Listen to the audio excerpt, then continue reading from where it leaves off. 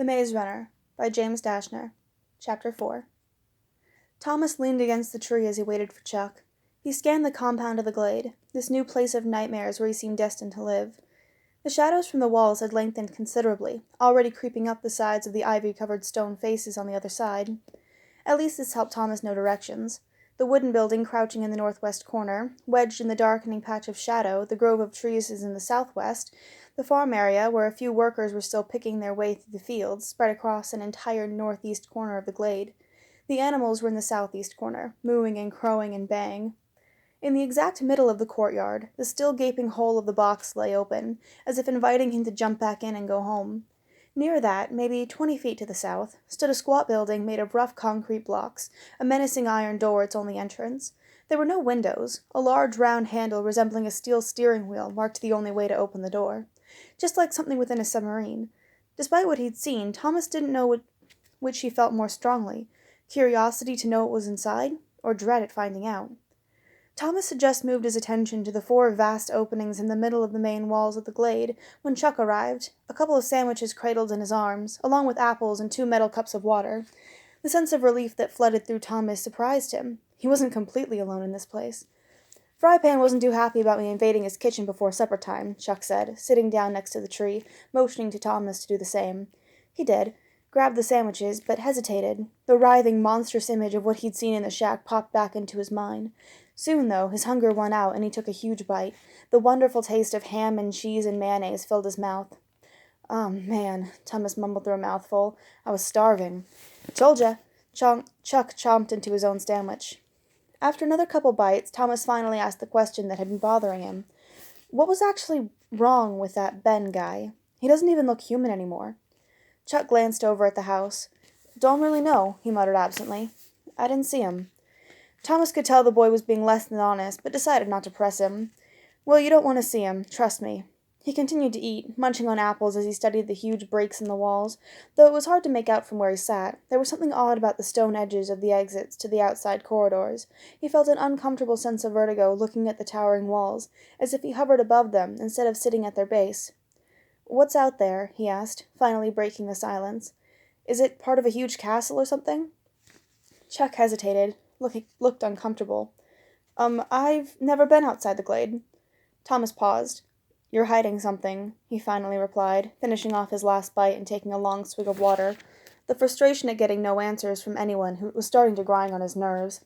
It only made it worse to think that even if he did get answers, he wouldn't know if he'd be getting the truth. Why are you guys so secretive?" "That's just the way it is. Things are really weird round here, and most of us don't know everything. Half of everything."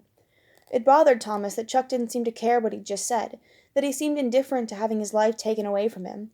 What was wrong with these people? Thomas got to his feet and started walking towards the eastern opening. "Well, no one said I couldn't look around." He needed to learn something or he was going to lose his mind. "Whoa, wait," Chuck cried, running up to catch him. "Be careful. Those puppies are about to close." He'd already sounded out of breath. "Close?" Thomas repeated. "What are you talking about?" "The doors, you shank." "Doors? I don't see any doors." Thomas knew Chuck wasn't just making stuff up. He knew he was missing something obvious. He grew uneasy and realized he'd slowed his pace, not so eager to reach the walls anymore. "What do you call those big openings?" Chuck pointed up at the enormously tall gaps in the walls. They were only 30 feet away now.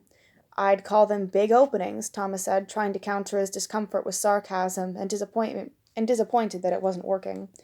"Well, they're doors, and they close up every night." Thomas stopped, thinking Chuck had to have said something wrong. He looked up, looked side to side, examined the massive slabs of stone as the uneasy feeling blossomed into outright dread. "What do you mean they close?" "Just see for yourself in a minute. The runners will be back soon. Then those big walls are going to move until the gaps close." "You're jacked in the head," Thomas muttered.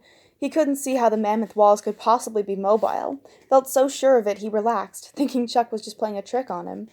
They reached the huge split that led outside, to more stone pathways. Thomas gaped, his mind emptying of thought as he saw it all firsthand. "This is called the East Door," Chuck said, as if proudly revealing a piece of art he'd created.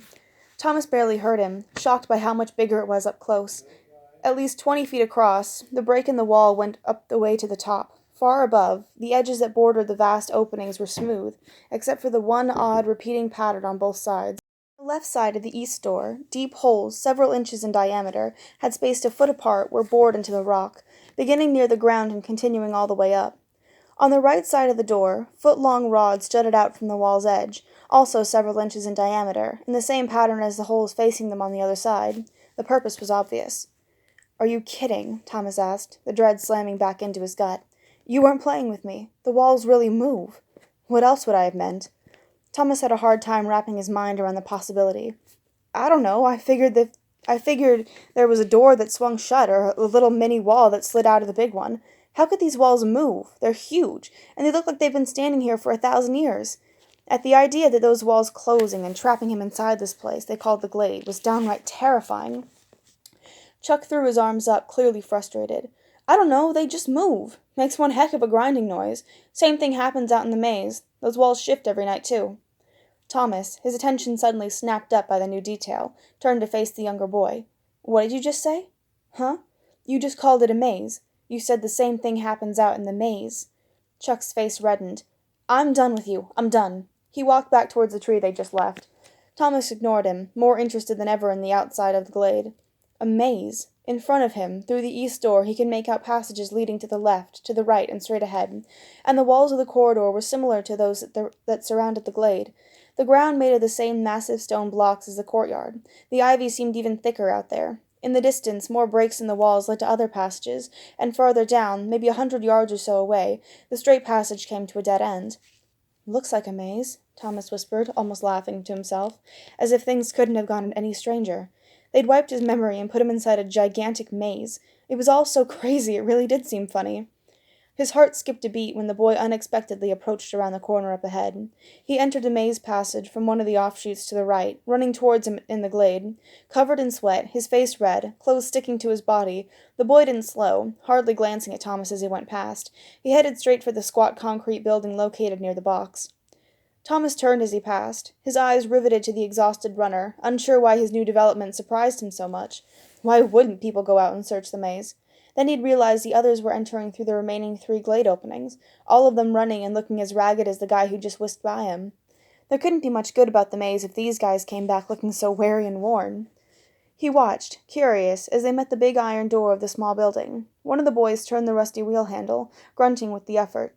Chuck had said something about the runners earlier. What had they been doing out there? The big door finally popped open, and with a deafening squeal of metal against metal, the boy swung it wide. Thomas stared, his mind churning to come up with any possible explanation for what he just witnessed. Nothing developed, but something about that creepy old building gave him goosebumps, a disquieting chill. Someone tugged on his sleeve, breaking him from his thoughts. Chuck had come back. Before Thomas had a chance to think, questions were rushing out of his mouth. Who were those guys? What were they doing? What's in that building? He wheeled around and pointed at the east door. And why do you live inside a freaking maze? He felt a rattling pressure of uncertainty making his head splinter with pain. "I'm not saying another word," Chuck replied, a new authority filling his voice. "I think you should get to bed early. You'll need your sleep. He stopped and held up a finger, pricking up his right ear. "It's about to happen." "What?" Thomas asked, thinking it kind of strange that Chuck was suddenly acting like an adult instead of the little kid desperate for a friend he'd seen only moments earlier. A loud boom exploded through the air, making Thomas jump. It was followed by a horrible crunching, grinding sound. He stumbled backwards, fell onto the ground, as if the whole earth shook. He looked around, panicked. The walls were closing. The walls were really closing, trapping him inside the glade. An onrushing sense of claustrophobia stifled him, compressed his lungs, as if water filled their cavities. "Calm down, Greenie," Chuck yelled over the noise. "It's just the walls." Thomas barely heard him, too fascinated, too shaken by the closing of the doors. He scrambled to his feet and took a few trembling steps back for a better view, finding it hard to believe what his eyes were seeing. The enormous stone wall to the right of them seemed to defy every known law of physics as it slid along the ground, throwing sparks and dust as it moved, rock against rock, the crunching sound rattling his bones. Thomas realized that only that wall was moving, heading for its neighbor to the left, ready to seal shut with its protruding rods slipping into the drilled holes across from it. He looked around at the other openings. It felt like his head was spinning faster than his body, and his stomach flipped over with the dizziness. On all 4 sides of the glade, only the right walls were moving towards the left, closing the gap of the doors. Impossible, he thought. How can they do that? He fought the urge to run out there, skip past the moving slabs of rock before they shut, flee the glade. Common sense won out. The maze held even more unknowns than his situation inside. He tried to picture in his mind how the structure of it all worked. Massive stone walls, hundreds of feet high, moving like sliding glass doors. An image from his past life had flashed through his thoughts. He tried to grasp the memory, hold on to it, complete the picture with faces, names, a place, but it faded into obscurity. A pang of sadness pricked through his other swirling emotions. He watched as the right wall reached the end of its journey, its connected rods finding their mark and entering without a glitch. An echoing boom rumbled across the glade as all 4 doors sealed shut for the night. Thomas felt one final moment of trepidation, a quick slice of fear through his body, and then it vanished. A surprising sense of calm eased his nerves. He let out a long sigh of relief. "Wow," he said, feeling dumb at such a monumental understatement. "Ain't nothin', as Albie would say," Chuck murmured. "You kinda get used to it after a while." Thomas looked around one more time. The feel of the place, completely different now that the walls were solid with no way out. He tried to imagine the purpose of such a thing, and he didn't know what guess was worse, that they were being sealed in, or that they were being protected from something out there. The thought ended his brief moment of calm, stirring in his mind a million possibilities of what might live in the maze outside, all of them terrifying. Fear gripped him once again. "Come on," Chuck said, pulling at Thomas's sleeve a second time. "Trust me, when nighttime strikes, you want to be in bed." Thomas knew he had no other choice. He did his best to suppress everything he was feeling, and followed. This has been The Maze Runner by James Dashner, Chapter 4, read by Nobody.